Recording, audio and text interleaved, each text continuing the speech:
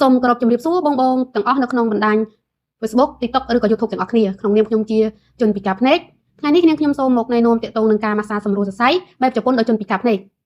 ហាងពួកយើងខ្ញុំនៅស្ទល់មុខឧសៀនសុបិនចង្កាព្រីងបងមានបញ្ហាចុករួយសរសៃចង្កេះ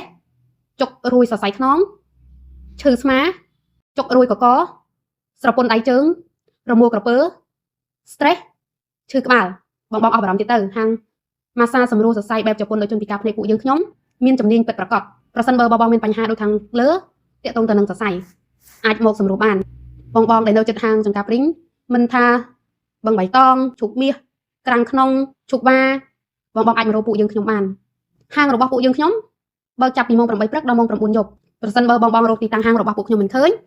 អាចទំនាក់ទំនងតាមលេខទូរស័ព្ទបាន010 598 399បងមិនមែនមានតែការសម្រួលសរសៃដូចខាងលើទេប្រសិនបើបងមានបញ្ហាណាមួយដែលអាចទាក់ទងនឹងសរសៃបងអាចមករកជនពិការបានតម្លៃសមរម្យពួកយើងខ្ញុំមានការ